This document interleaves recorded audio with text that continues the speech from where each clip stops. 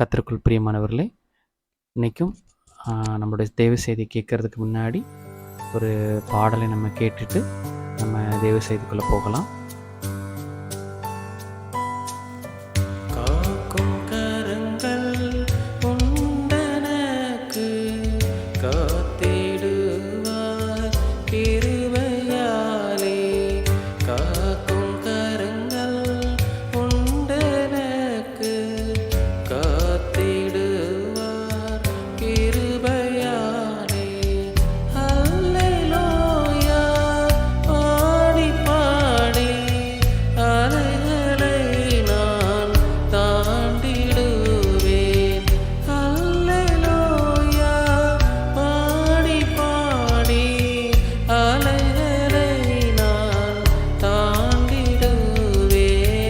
நம்புவேன் இயேசுவை, நம்புவேன் இயேசுவை, நம்புவேன் இயேசுவை, நம்புவேன் இயேசுவை.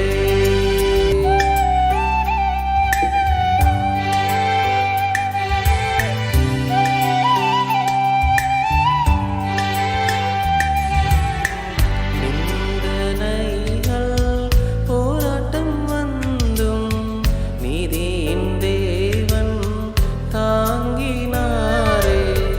நிந்தனைகள் போராட்டம் வந்தும் நீதியின் தேவன் தாங்கினாரே.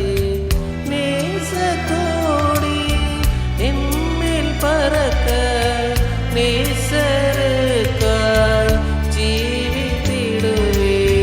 நேசத்தோடி என்மேல் பறக்க நேசருக்காய் ஜீவித்திடுவேன்.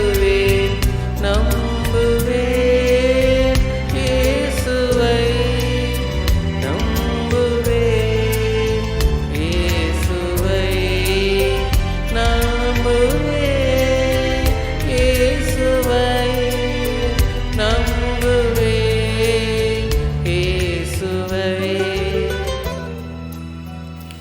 கர்த்தருக்குள் பிரியமானவர்களே, இன்றைக்கும் மீண்டும் உங்களை சந்திக்கிறதுல தேவன் கொடுத்த அந்த கிருபைக்கு நன்றி சொல்கிறேன். இன்றைக்கி நம்ம பார்க்கக்கூடிய வேத வசனம் 1 Chronicles 28:20. இந்த வசனத்தில் தாவீது தன்னுடைய பையன் சாலமனை பார்த்து சொல்கிறாங்க, அங்கே ஆலயம் கட்டப்படுது. ஸோ சாலமன் தான் கட்டி முடிக்கிற மாதிரி பிளான் இருக்குது, ஆண்டவர் சித்தம் இருக்குது. அந்த வசனத்தை பாருங்கள். Be strong and courageous and do it. Don't be afraid nor be dismayed, for Yahweh God, even my God, is with you. He will not fail you nor forsake you. வசனம் அழகாக சொல்லுது. ஸோ இதை நம்ம வாழ்க்கையில் நம்ம எடுத்துக்கணும். So நம்ம லைஃப்லையுமே நம்ம எல்லா விஷயத்தையும் நம்ம தைரியமாக, அதே போல் எதை கண்டும் பயப்படாமல், குழப்பத்தில் இல்லாமல் நம்ம செய்யணும். ஏன்னா நம்ம கூட ஆண்டவர் இருக்கிறாங்க. அதை தான் இங்கே அழகாக பேசியிருக்காங்க. ஆண்டவர் நம்மளை கைவிடுகிற தேவன் அல்ல. ஒருவேளை இந்த நேரத்தில் நிறைய மனபாரத்தில் ரொம்ப டிப்ரெஷனில் இருக்கலாம். அந்த செய்தியை கேட்டுக்கொண்டு நீங்கள் உங்களுக்கு ஆண்டவர் கொடுக்குற வசனம், அவங்க கூட ஆண்டவர் இருக்கிறதுனால நீங்கள் விசுவாசிக்கணும். என் கூட ஆண்டவர் இருக்கார், உங்களுடைய பாவத்தை நீங்கள் மன்னிப்பு கேட்டு ஆண்டவரே என் கூட இருங்க அப்படின்னு சொல்லும்போது, நம்ம செய்கிற எந்த தொழிலாக இருக்கட்டும், business, education, office, transport, agriculture, எந்த டிபார்ட்மெண்ட்டாக இருக்கட்டும், ஆண்டவர் அதில் அற்புதம் செய்வாங்க. தமிழ் அழகாக சொல்லியிருக்கு பாருங்கள். நீ பலங்கொண்டு தைரியமாயிருந்து இதை நடப்பி, தேவனாக கர்த்தர் உன்னோடே இருப்பார்.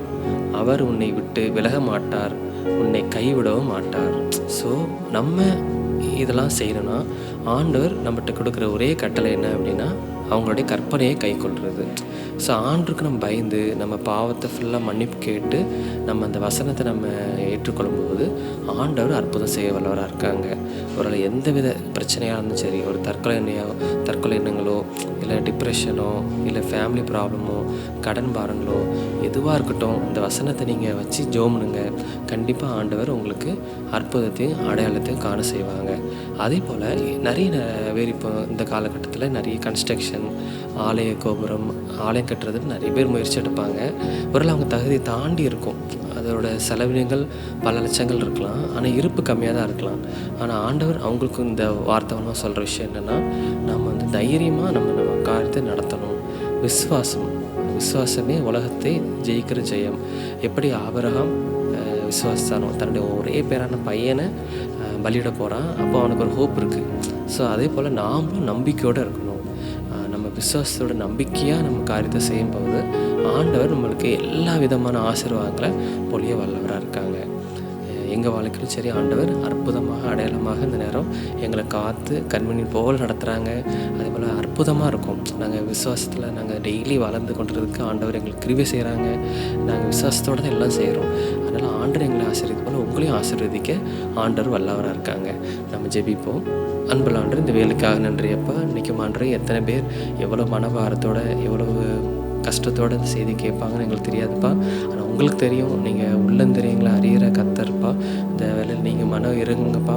யாரெல்லாம் இந்த நேரத்தில் கஷ்டத்தோடு உங்கள் பாதத்தாண்டி வந்து இந்த செய்தி கேட்குறாங்களோ அன்றே நீங்கள் மனம் இறங்கி இந்த வசனத்தில் நீங்கள் சொன்ன மாதிரி அன்றே அவங்க கூட இருந்து அவங்கள வந்து கைவிடாமல் அவங்களுக்கு என்ன காரியம் தேவையோ அதை நீங்கள் செய்யுங்கப்பா.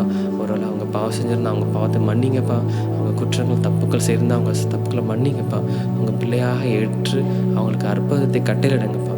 மேலால் நீங்களே பொறுப்பெடுத்துக்கொள்ளுங்க. இயேசுவின் ஜெபிக்கிறோம் நல்ல பிதாவே. ஆமேன்.